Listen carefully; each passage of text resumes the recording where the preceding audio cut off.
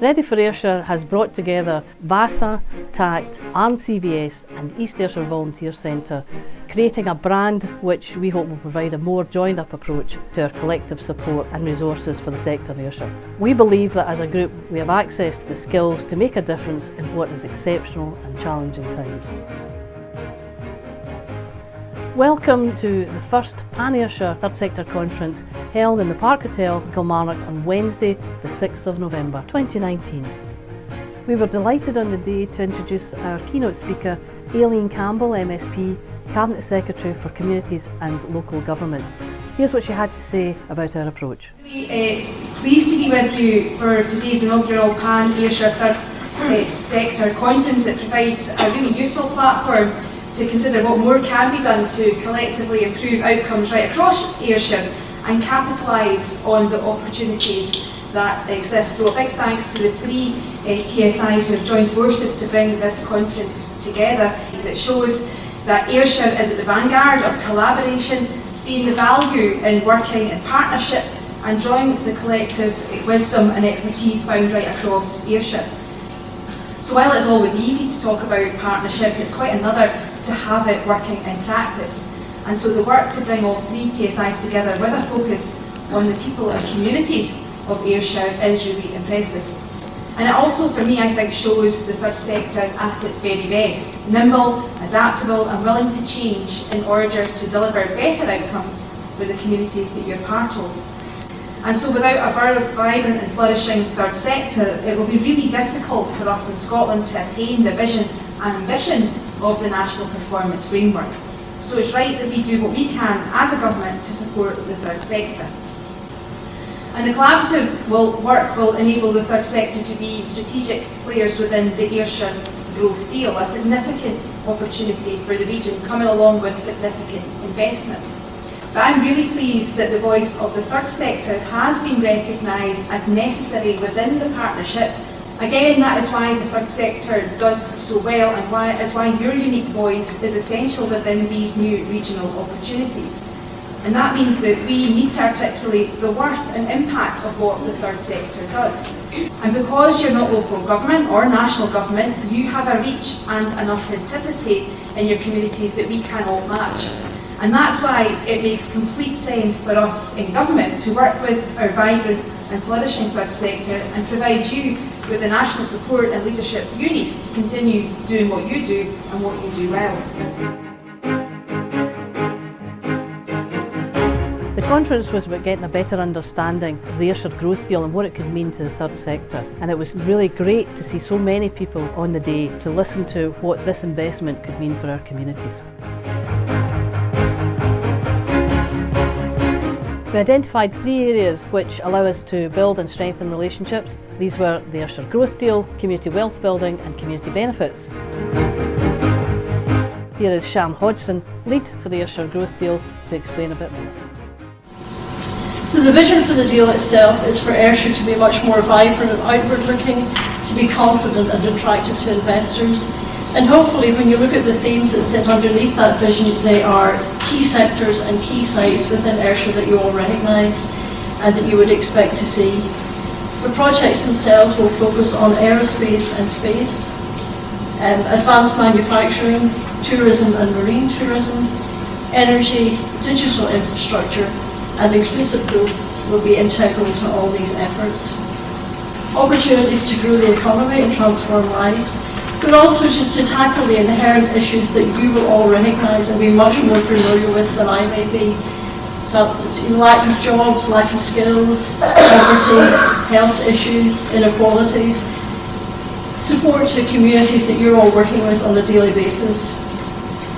I hope that based on what you've heard, you will want to engage directly with specific projects, that you'll want to access associated procurement opportunities that will emerge from the deal, and that the fact that the deal has the potential to deliver an additional 7,000 jobs for our communities and increase our visitor numbers substantially allows you to think about the work that you're all doing and the work of your organisations and how it can respond to these developments. Next up we had Joe Cullinane, leader of North Ayrshire Council, giving us an overview of community wealth building. Well, thanks very much for inviting me along today to talk about community wealth building, which I think is potentially the most exciting and transformative kind of approach that we have taken for a number of years here in North Ayrshire and indeed across the whole of Ayrshire. What is community wealth building and why is it important now?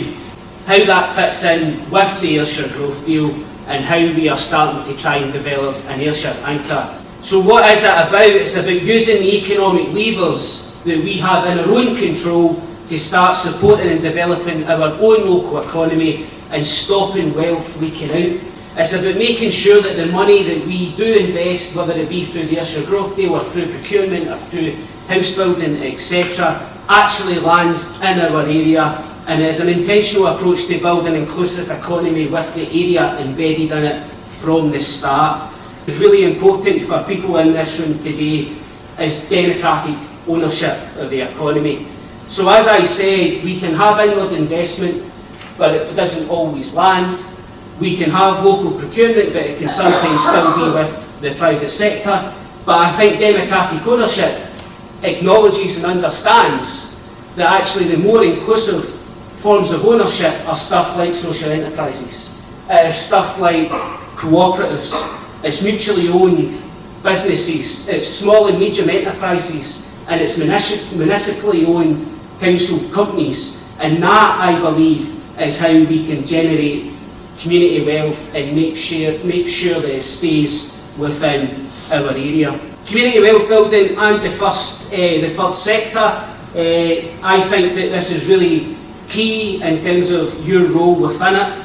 Social enterprises can generate locally controlled wealth which supports local economies. You do employ local people doing socially and economically and environmentally friendly and important work. You do provide valuable training and work experience opportunities. You do collaborate with other social enterprises within the economy, and you could use that to win public sector contracts. And importantly, you provide a voice and influence to shape policy direction that we may well be looking to take forward. I don't believe that the community wealth building part of the Ayrshire Growth Deal can be a £3 million fund for community wealth building. This needs to be a £250 million community wealth building opportunity. So those community wealth building pillars about procurement, workforce, land and assets, democratic ownership, financial power need to be included from the outset.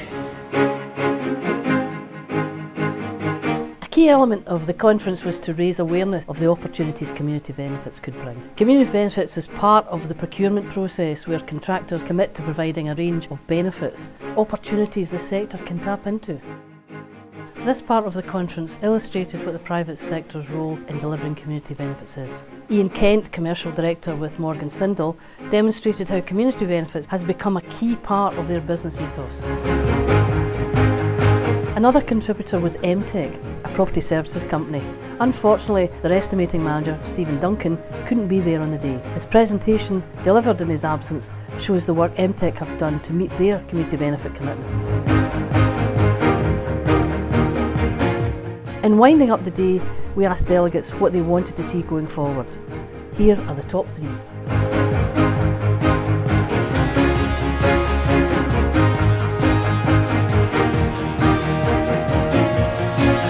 As Ready for Ayrshire, we identified our next steps.